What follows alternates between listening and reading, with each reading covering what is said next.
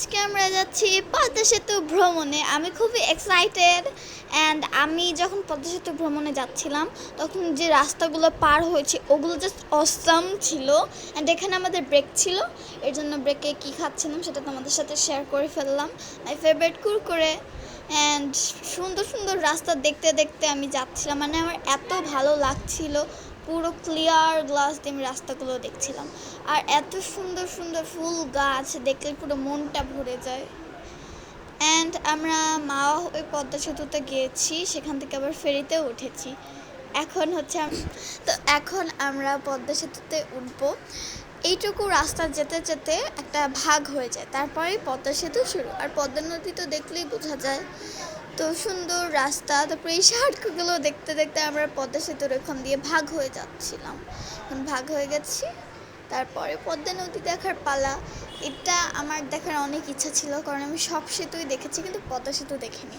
এটা আমার first time ছিল, অ্যান্ড আই লাইক ইট। রাস্তাগুলো এত সুন্দর আর পুরো মনটা ভরানোর মতো অবস্থা। তো এখন ইয়া হাবিবি, কাম টু পদ্মা সেতু। এখানে আমরা এত উপরে ছিলাম যে নৌকাগুলো একদম ছোট্ট ছোট্ট, কি মানে পিঁপড়ের মতো দেখা যাচ্ছিল। তাহলে বোঝো কত উপরে আছি আমরা। কে কে পদ্মা সেতুতে ভ্রমণ করেছো please tell me in the comment.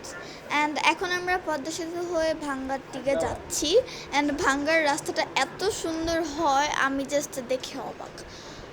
এখন আমরা সুন্দর রাস্তা দিয়ে যাচ্ছি, যেখানে অনেক সুন্দর সুন্দর ফুল টুল আছে। আমরা ভাঙ্গায় চলে এসেছি। এখানে এত পরিমাণ বাতাস দিচ্ছিল, তোমরা না গেলে বুঝতেই পারবে না। অ্যান্ড আমার অবস্থা দেখেই তো বুঝতে পারছো যে কত বাতাস ছিল। জায়গাটা এত সুন্দর, পুরো ফুল টুল দিয়ে গাছগাছালি দিয়ে ভরা। যখন এটা আমরা ম্যাপে দেখবো তখন দেখবো যে আমরা পুরো ফ্লাওয়ারের একটা শেপের ভেতর আছি। অ্যান্ড এই রাস্তাগুলো এমন অলিগলির মতো যে বোঝারই উপায় নেই। এখন আমরা চলে এসেছি ফেরিতে। এটা ছিল আমার একদম ফার্স্ট টাইম। অ্যান্ড আমি অনেক ভয় পাচ্ছিলাম, কারণ ফেসবুকে দেখেছি যে অনেকবারই ফেরি ডুবে গেছে। অ্যান্ড এর জন্যে আমার ভয় লাগছিল। অ্যান্ড ফেরিটা এত আস্তে যাচ্ছিল, কিন্তু এখানে স্পিড বাড়ানোর কারণে মনে হচ্ছে অনেক তাড়াতাড়ি যাচ্ছে। আসলে এটা এত আস্তে যাচ্ছিল। তারপর আমরা পাটুরিয়া ঘাটে যে মাছ ভাত খেলাম, সেখানে ডাল ছিল, মাংস ছিল। এগুলো খেয়ে শেষ করে আমি তোমাদের দেখে দিলাম যে এটা পাটুরিয়া গ্রামীণ হোটেল টাইপসে কিছু একটা হবে, আমার নামটা ঠিক মনে নেই। অ্যান্ড খাওয়া শেষে হাতটা ধুয়ে সুন্দর করে আমি তোমাদের দেখালাম। এটাই তোমরা অবশ্যই যেতে পারো, কারণ এখানকার খাবার অনেক বেস্ট। দেন আমরা চলে যাবো এখন বাসার দিকে। তো তার আগে একটু রেডি হয়ে নেই, কারণ বাসায় গেলে একটু সুন্দর হয়ে যেতে হবে না।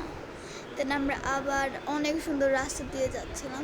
দেন এই ফলটা খেলাম। এই ফলটা আমি পুরোটুকু শেষ করিনি, মানে একটা রোয়ার মতো খেয়েছি, আমার অত ভালো লাগেনি, নামটাও আমি জানি না।